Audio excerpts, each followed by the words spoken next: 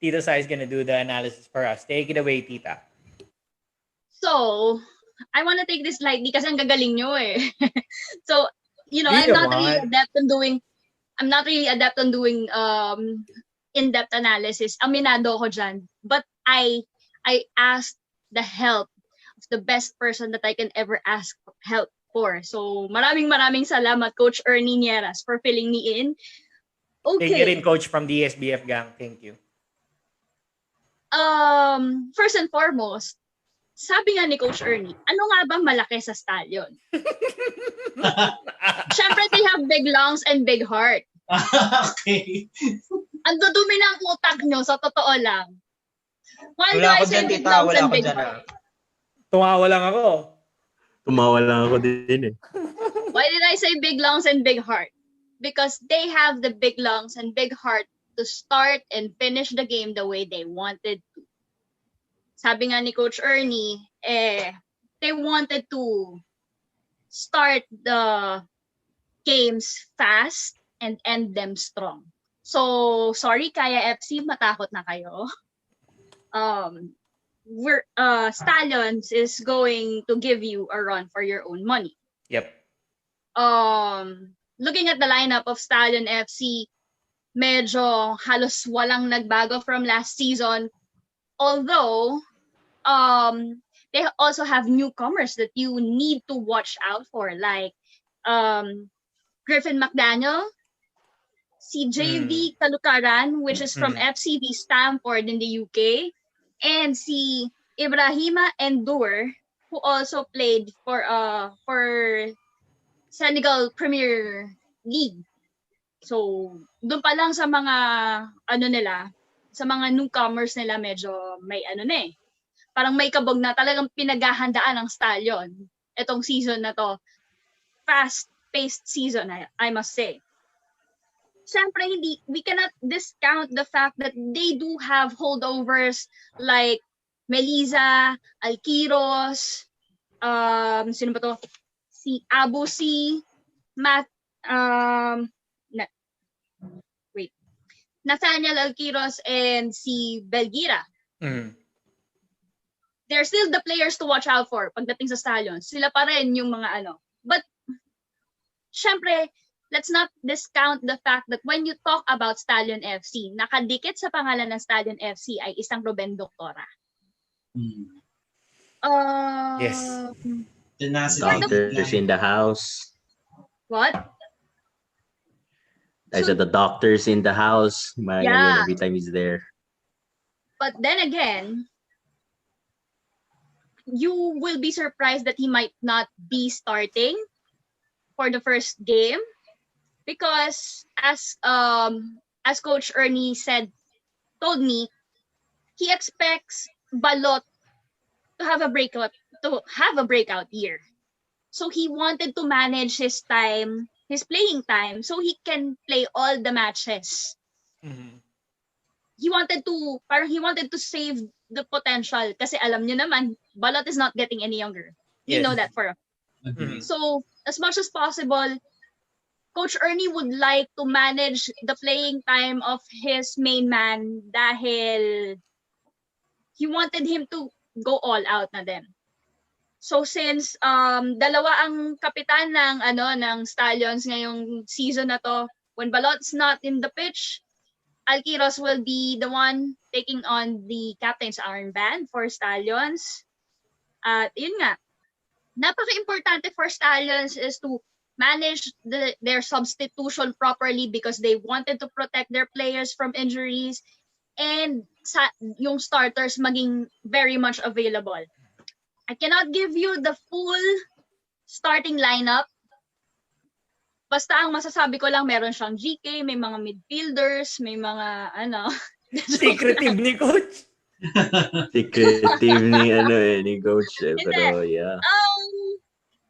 He was able to provide me 7 names out of 11 because they are still finalizing the starting lineup, the projected starting lineup for the game against Kaya.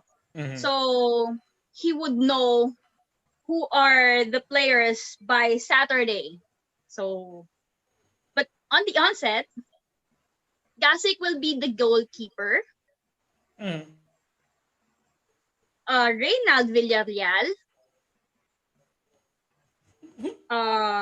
Nathan Alquiros, Matt Nierras, Koichi Belgira, Melissa and Abu will be part of the starting 11.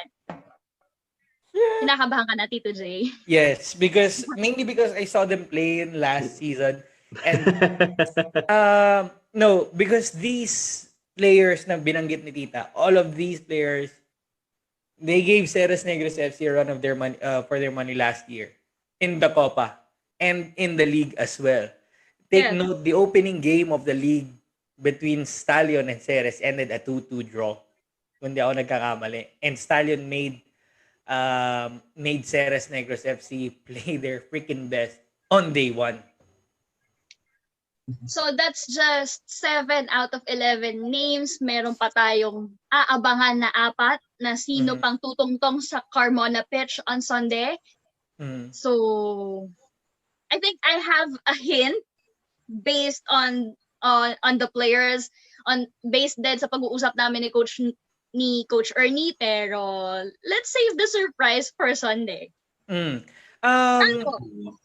Siguro Sige. ako, tulungan kita tita in terms of the surprise person. Bigay ako ng isa. Idris Najib. This young player of Stallion Laguna FC. You might not have noticed him a lot last year because he played fewer minutes. However, he's very technical. He's good at passing. He's good at running the play. And also, he likes to go on the attack. Even if he's one of the midfielders, let's say central mid or left midfielder of Stallion Laguna FC, he loves to go on the attack. Sometimes Abosi needs to go back to cover for his place. That's so that kid is so attack-minded. So, eto na, magbibigay pa ako ng 2 names that will most likely start, but we will never know. Mm-hmm. It's Ricky Senra Of course. and Finn McDaniel. Yes, of course. Let me help you out with Ricky Sendra. Everyone who From was able, Mendiola. everyone who was able to watch Mendiola FC 1991 last year, you know the capabilities of this guy. He's the midfield general, I think, of Mendiola FC last year.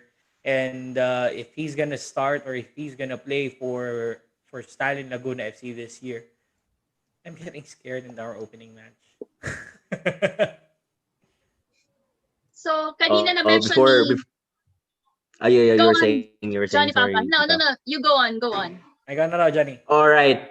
Before we make our beautiful Gotita continue her discussion, guys, for those who are still watching, please put the link to the PFL live of our show so that people can also watch our show. From that show to our show.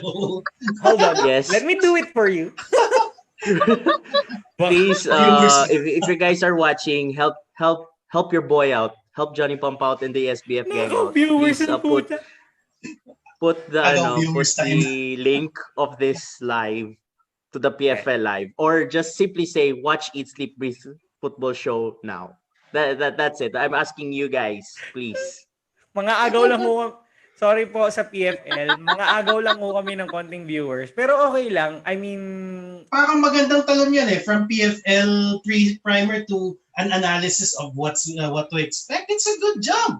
di ba? Parang, pero wag po sanang magagalit ang mga kinauukulan sa I mean, the PFL has like 150 something viewers now. I mean, we can borrow 10. I mean, 10 is nothing for them. Let's just borrow 50 from them, no? Yeah. 50, diba? 50. You invite them to watch after the press con. Kasi magandang ano yan eh. Hype na sila sa press con. Tapos, may analysis na. Yep. Sige. Go ahead, Tita. Your ano na. Tuloy mo. Okay, moving forward.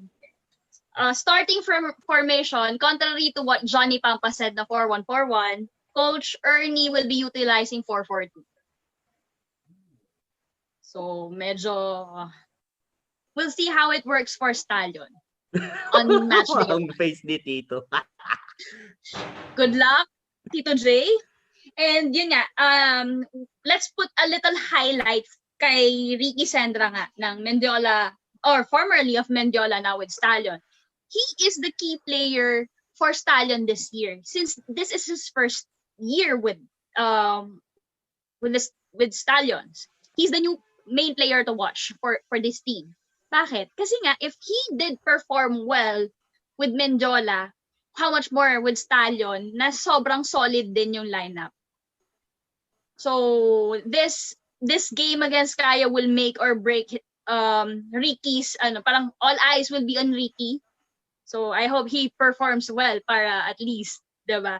Maganda yung Pero still personally I think kung maganda ang laro ni Jesus Meliza at ni Ben Doctora on the first game, Stallion will never have a problem all season through. Mhm. Ano ba? One last thing before ako mag-open ng questions from you guys. I don't know if this will be a bad news or a good news on the side of Kaya. But Coach Ernie will not be taking the helm on match day 1. Ooh. Ooh. That's bad news. Ooh. Sabihin So ko mamaya kung bakit. It will be very Why, critical DJ? on how Coach Sorry. Richard Lable will perform on this game against Kaya. But then, coach lang yung wala. The players are still there.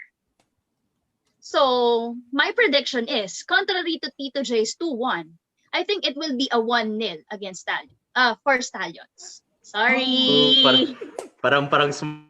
No, you didn't. Yes. No. I'll say this.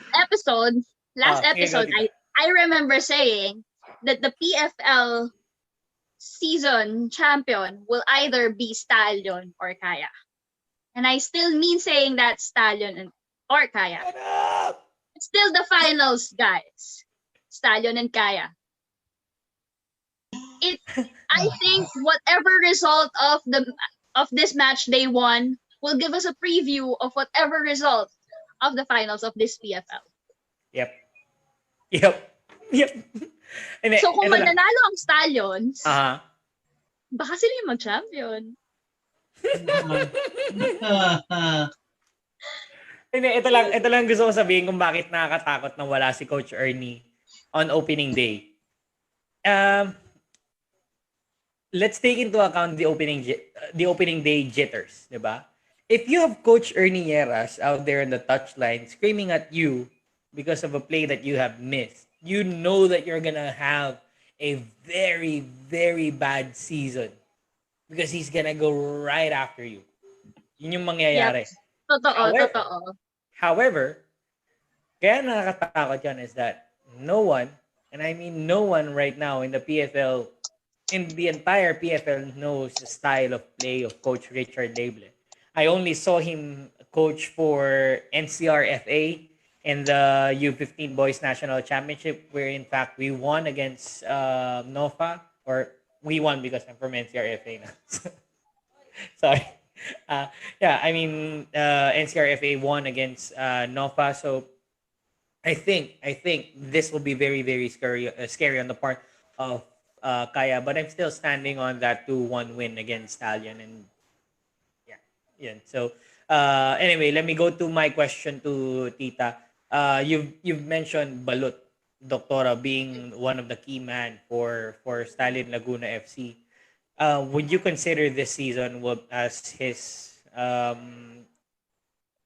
probably final season or finals one song for him? Honestly, I think yes, but that doesn't mean it's the end of Balut Doctora. Yeah, it would be the end of his play. This season might be the end of his playing career, but that doesn't mean it's his connection with football will stop from there. I can see Balot being still involved in Stallions in a different way, like a coach, or let's say a coach, parang conditioning coach, or whatever. Basta feeling ko yun nga, magiging part pa rin siya ng Stallion FC no matter what. But as mentioned earlier, Balot is not getting any younger. So, let's give him this. Let's give him the championship that he deserves. Yep. So, 1-0 for Stallion pa rin. Follow up to that. If, ang taas nun. If Stallion Laguna FC. I like the high pitch if, ha? If Stallion Laguna FC wins the championship, and I hope, knock on wood not, wins the championship this year, and we know that they're gonna be in the AFC Champions League. Do you think he will push for one more year just to play in the international stages? You know, Ruben Doctora is one of the most passionate midfielders I've ever seen since the UFL days. Sobrang grabe yung puso niya para sa football.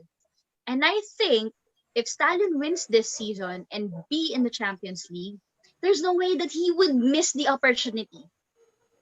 So, you know, regardless of the fact na knock on wood, ma-injure man siya or something, but hindi mo mabibili yung experience of representing the Philippines in the world stage or in an international stage. And that's something that I know Balot will clamor for. So, yes, he's gonna play still 1-0 to Stallion. And still 1-0 for Stallion. Hi, Coach Ernie! Okay, next. Ayoko na. Ano ba masabi ko? Baka mag-behind the scenes bet kayo, mami, ha? Uy, I like that. Who's next? Who's gonna ask the next question to Tita? So, sige. Sino sa tingin mo, I don't know if you mentioned this, sino sa tingin mo ang X factor sa sa Stallion Laguna this season? Yung out of nowhere, like pagtingin mo, it's like, what the hell? Like okay, like that. Cool. Yeah. Sino sa tingin? Personally, kasi hindi although sinabi ni Coach Ernie that he's one of the players to watch out for, pero wala siya masyadong emphasis, and I did my little research. For not that naman I'm generalizing and all, pero kasi pag galing ka ng United Kingdom, at a high level yung yung skills mo with the sport, right? That's kay Neil Etheridge na nga lang, di ba? Although this player is not a goalkeeper, but I think JV Kalukaran, the defender, might be one of those guys to watch out for also na pwedeng maging X factor for the Stallion. Stallion Laguna FC. And again, paulit-ulit na sinasabi ni Coach Ernie to, Ricky and Finn. So, no doubt. Still 1-0.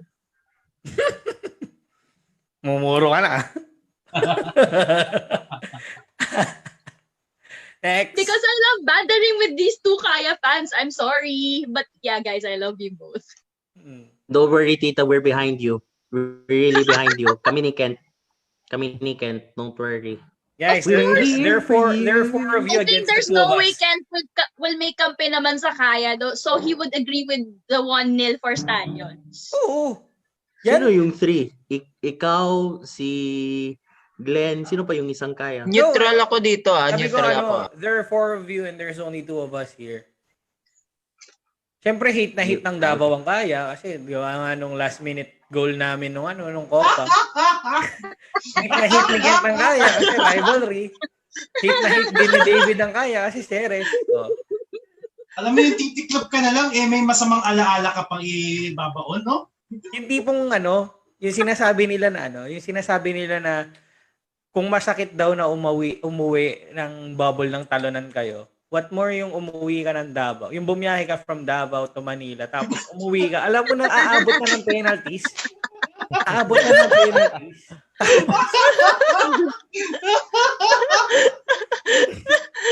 Okay.